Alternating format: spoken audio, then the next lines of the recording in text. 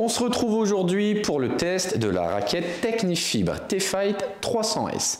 On retrouve des caractéristiques plutôt basiques, c'est-à-dire une raquette qui pèse 300 grammes dans un petit tamis qui va apporter de la précision en 630 cm², un plan de cordage en 16 par 19 pour venir favoriser l'accessibilité aux effets, un équilibre neutre de 32 cm. Le profil de la raquette fait 22,5 mm. On a mesuré une rigidité horizontale d'une valeur moyenne de 66. Sa rigidité verticale, elle, est de 65. L'inertie cordée est un poil élevée avec une mesure à 320,7. Et enfin, le twist weight est assez élevé, donc on aura une raquette stable de 16,5. On retrouve principalement 4 technologies.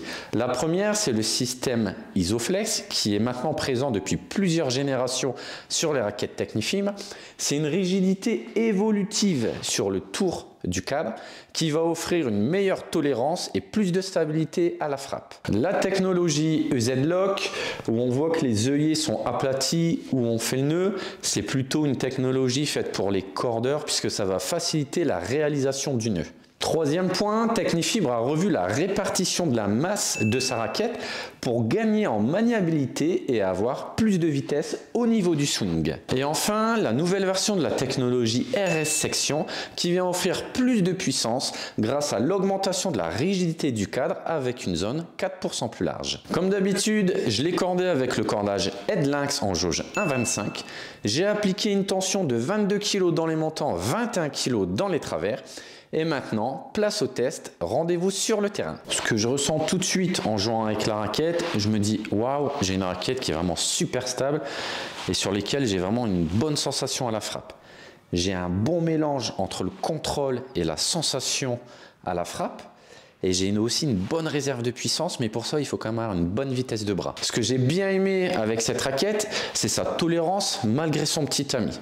Ça reste quand même une raquette qui va être exigeante, il faudra s'engager dedans.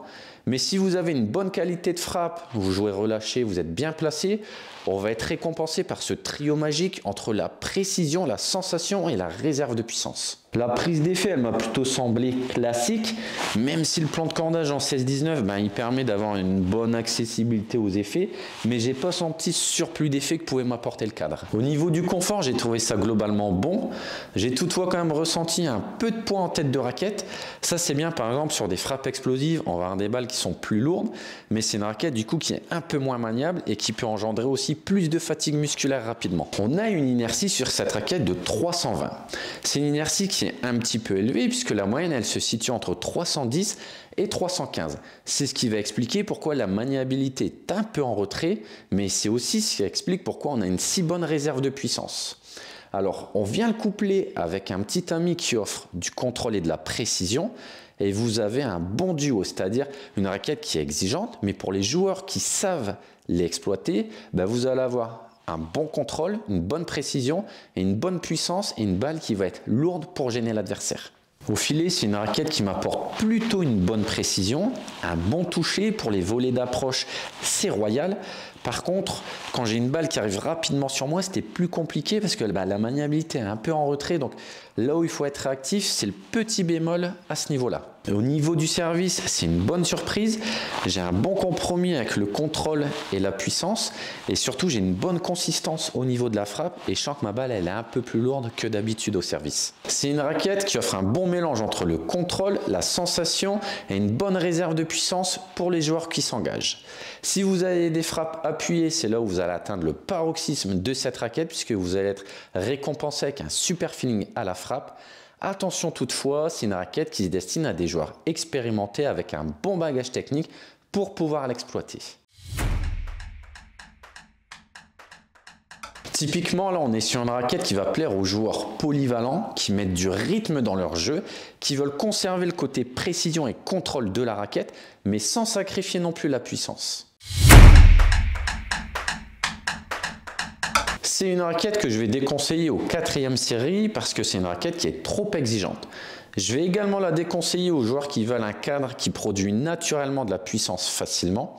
Et enfin aux pure lifters parce que ce n'est pas une raquette qui va produire beaucoup de prise d'effet.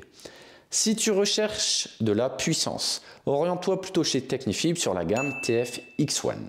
Et enfin, si tu veux du contrôle et beaucoup de toucher de balle, pars plutôt sur la gamme TF40. Merci d'avoir regardé cette vidéo. Abonnez-vous si vous voulez voir plus de contenu et être tenu informé de tous nos tests. N'hésitez pas à liker et à commenter, je me fais toujours un plaisir de vous répondre. Et je vous dis à très bientôt sur notre site extreme-tennis.fr.